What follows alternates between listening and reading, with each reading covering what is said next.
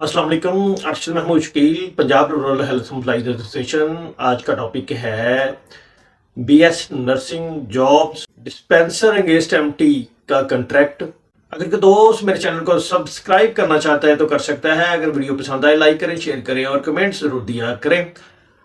कुछ दोस्त मेरी वीडियोस बेकायदगी से देख रहे हैं मगर अभी तक उन्होंने सब्सक्राइब नहीं किया। उनसे रिक्वेस्ट है कि वो मेरे चैनल को सब्सक्राइब कर लें। तो कोई दोस्त सवाल पूछना चाहता है तो वो कमेंट सेक्शन में पूछ सकते हैं। आज जो हमारे टॉपिक्स है उन पे हम बात करते हैं।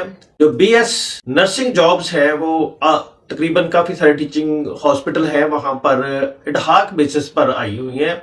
मुख्तलिफ डिस्ट्रिक्ट में मुख्तलिफ सीट्स हैं और वो बीएस नर्सिंग जिन्होंने किया हुआ है वो अप्लाई कर सकते हैं। इनकी लास्ट डेट जो है वो 8 अप्रैल 2024 12 बजे तक है और ये एप्लीकेशन जो है आपने ऑनलाइन सबमिट करवानी है। अगर इनकी डिटेल कुछ दोस्त लेना चाहते हैं तो वो मैंने डिस्क्रिप्शन में आखिर में मैंने इसका लिंक मैंने वहां पर मेंशन कर दिया है। वहां से आप इनके इश्तिहार को पढ़ सकते हैं। इश्तिहार जो है वो मुख्तलिफ ग्रुप्स में भी आया हुआ है। अगर किसी दोस्त के पास यानी कि उसकी नज़रों से ना गुजरा हो तो वो मेरे जो है लिंक से वो डाउनलोड कर सकता है। एज क्राइटेरिया सारा कुछ वहां पर मेंशन है और जितनी सीट्स है वो भी वहां पर मेंशन है। अब हम आते हैं अपने दूसरे टॉपिक की तरफ। मैंने पहले भी टॉपिक रेज किया था लेकिन ये है कि उसमें मैं बात नहीं कर सका था।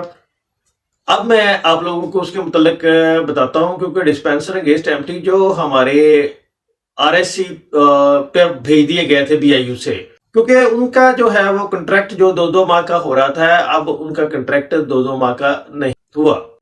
क्योंकि वो अब ये है कि उनका कंट्रैक्ट जो है वो जून के बाद की मैं बात कर रहा हूँ। जून के बाद उनका कंट्रैक्ट मुझे कुछ जराए से मालूम हुआ कि उनका कंट्रैक्ट जो 1 साल का हो जाएगा। लेकिन ये मैं आपको बताता चलूं अभी तक ओरिजिनल प्लेस ऑफ पोस्टिंग यानी कि बीएचयू पर जो है वो अभी तक फाइनल नहीं हुआ कि जितने भी है वो बीआईयू पर भेज दिए जाएंगे। हाँ ये है कि अगर वहां पर कोई डिस्पेंसर रिटायर हो जाता है या डिस्पेंसर छोड़ जाता है तो वहां पर यानी कि वो आरएससी से भेज रहे हैं। थोड़ा सा अरसा हो गया तकरीबन कुछ जगह पर यानी कि सीट्स वैकेंट हुई हैं लेकिन वहां पर अभी हायर अथॉरिटी ने एडजस्टमेंट नहीं की और उम्मीद है कि वो जल्दी एडजस्टमेंट उनकी हो जाएगी। मेरे जो डिस्पेंसर अगेंस्ट एमटी भाई हैं वो काफी देर से काफी यानी कि अरसे से वो बेचारे परेशानी के आलम में थे कि हमारे साथ क्या हो रहा है। हमें आया कि ये 2-2 माह का कंट्रैक्ट देकर हमें फारिग करने की कोशिश की जा रही है, लेकिन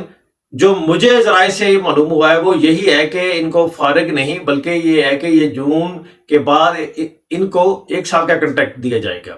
और इसी तरह हम दूसरे टॉपिक पर भी आते हैं। हमारे सीएम मरियम नवाज साहबा माशाल्लाह काफी एक्टिव हैं हेल्थ में भी और बाकी डिपार्टमेंटों में भी वो बहुत ज्यादा काम कर रहे हैं। बहुत अच्छी बात है क्योंकि इवन के आरएससी के जो है वो वहां पर वो तमीर आ रहे हैं क्योंकि वो बिल्डिंग का या दूसरा कोई इशू है उनको भी हल करवा रहे हैं। एक और रिक्वेस्ट भी करता चलूंगा क्योंकि जो पीएचएफएमसी के मुलाजमीन है उनकी सैलरी जो है इंतहाई कम है। हालांकि इन्होंने ना तो इनको पेंशन मिलनी है ना ग्रेजुएटी मिलनी है, लेकिन फिर भी इनकी सैलरी बहुत ज्यादा कम है।